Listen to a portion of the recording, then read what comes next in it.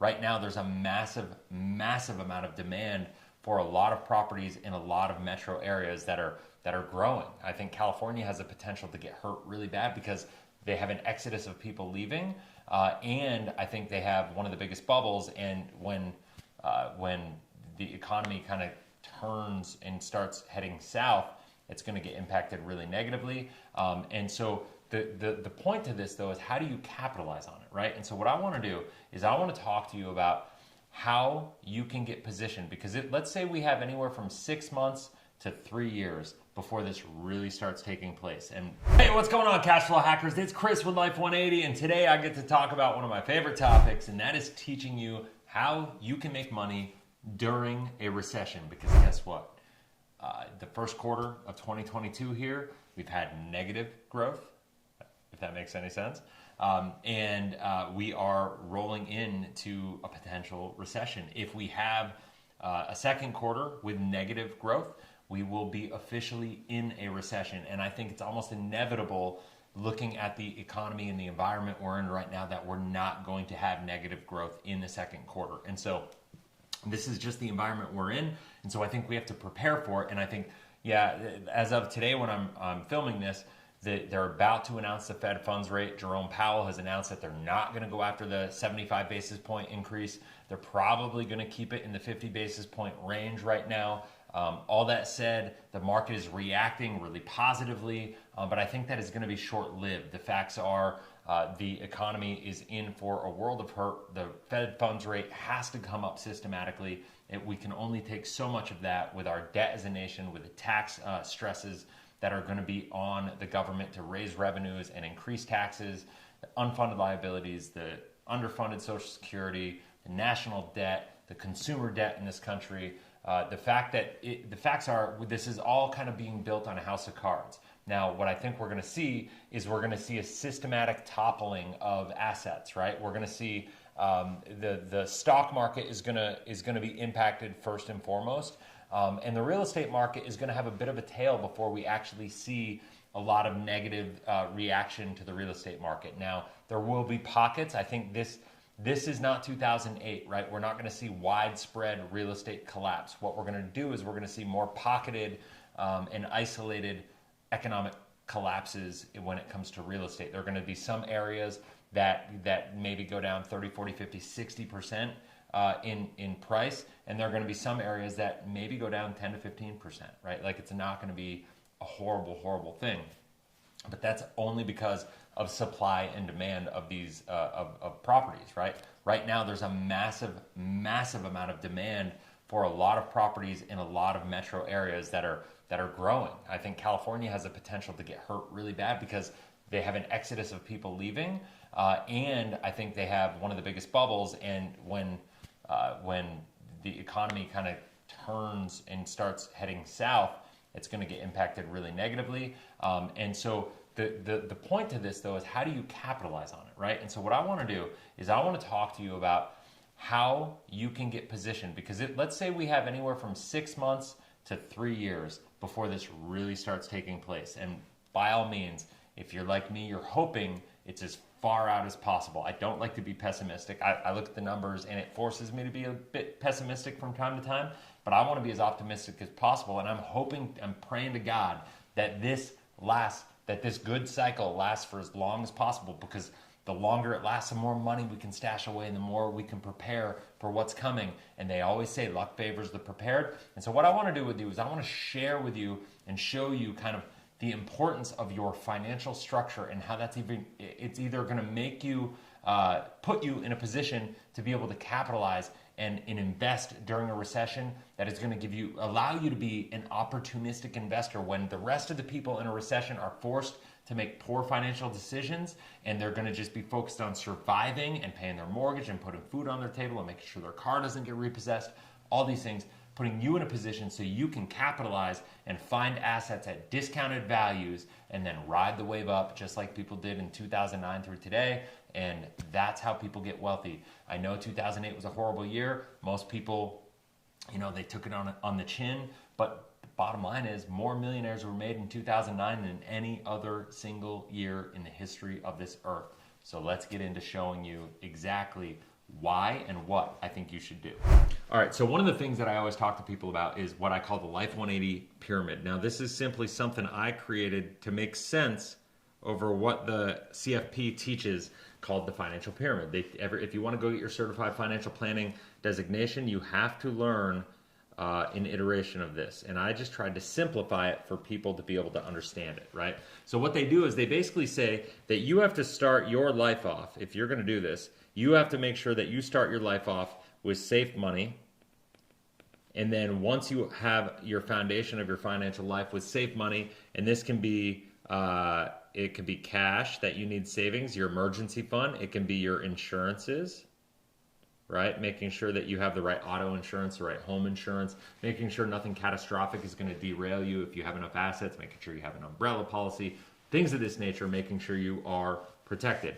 When you have that done, then you can get involved with medium to long-term risk, and then you get into the high risk. Now, I'm not going to get into great detail about this. I have a whole video called the Life 180 Financial Pyramid that you can go into, you can watch and get a much more elaborate, in-depth breakdown of this. The purpose of this video is to give you just kind of a snapshot of what this means, how you can implement this in your life, and understanding what's going on with the world and what's wrong with people. So what's wrong with people's financial structure, I guess, and why it's causing problems. Because when you understand the problem, now you can understand what you need to do to solve the problem, right?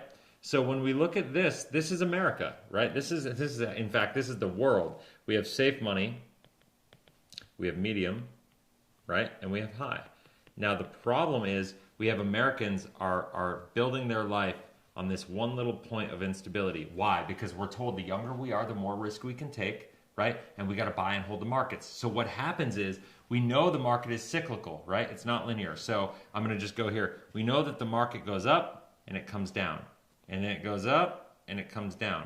And if you note, and then it goes up and it comes down. And when it comes down much faster, right? And yes, this line is always going to trend upwards, but it's at a slower rate. And it's these volatile markets, these volatile times that every 8 to 10 years, 8 to 12 years or so, that you're going to have a market correction. We know that that's going to happen. It happens systematically, predictably.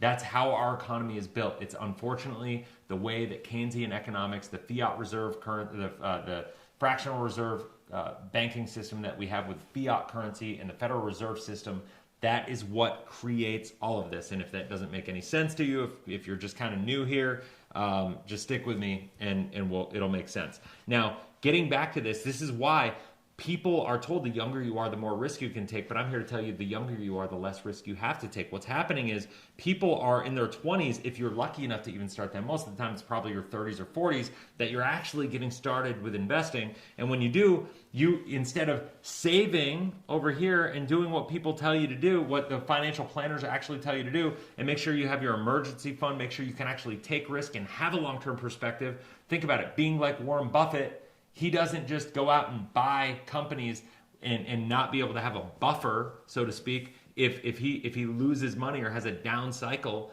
in his economies, he's structured properly to be able to weather the storms and have a long-term view. If you don't have a long-term view, you're going to lose every single time.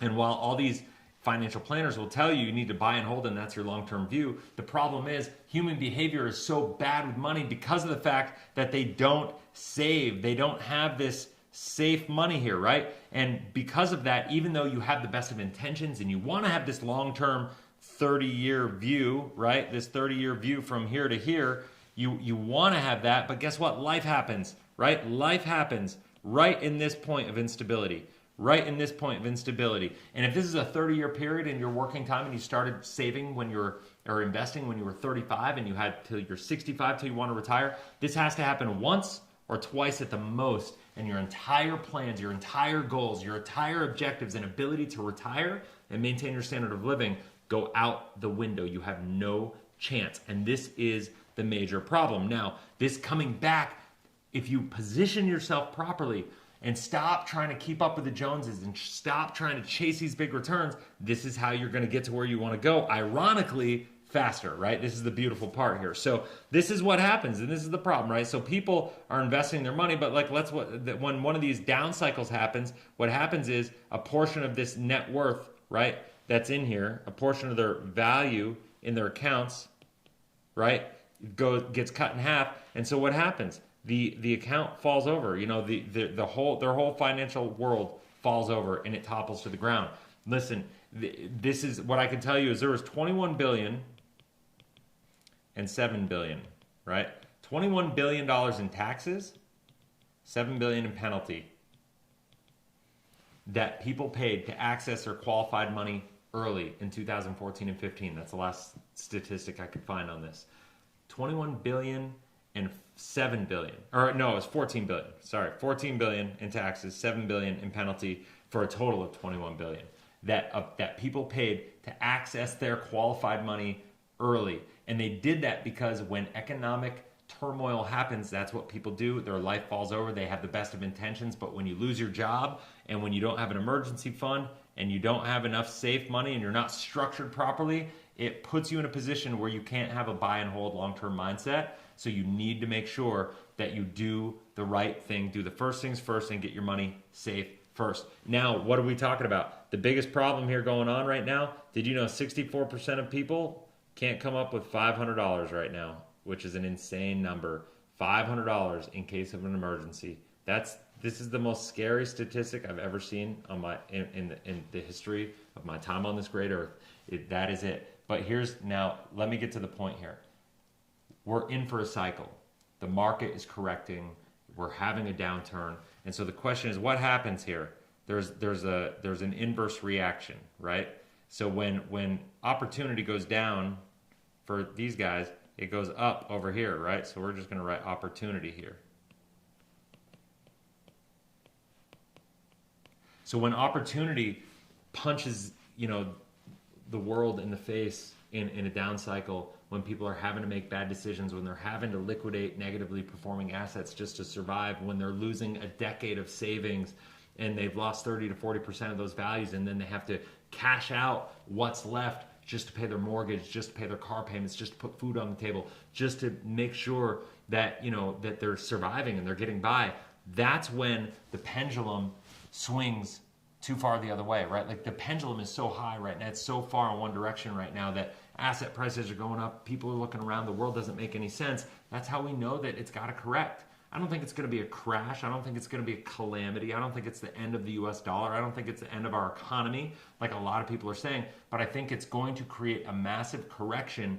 And what happens is when it corrects, it doesn't go back to where it should be. Because when it is so far, the momentum swinging the other direction is so hard, is so fast and so ferocious, we can't stop it where it belongs. It always overcorrects. And it's that overcorrection that creates opportunity. So this safe money, I don't know what I did there. So this safe money, by you making sure that you save up enough safe money, liquid, accessible, guaranteed, controlled, that is what we're talking about. That is where you want to make sure you keep your money. And if you want to take advantage of the next recession, you want to make sure that you are positioned with money in the right accounts that are guaranteed, that are accessible, and that are positioned you to structure your financial life. And you got to think long term, because I got news for you. This isn't going to be the last recession you experience. We got to stop thinking so short term and start realizing like this is just the next recession we're going to experience. And then we're going to have a good 10 to 12 years. And then there's going to be a little recession. Then we're going to have another good 10 to 12 years. And then there's going to be another recession.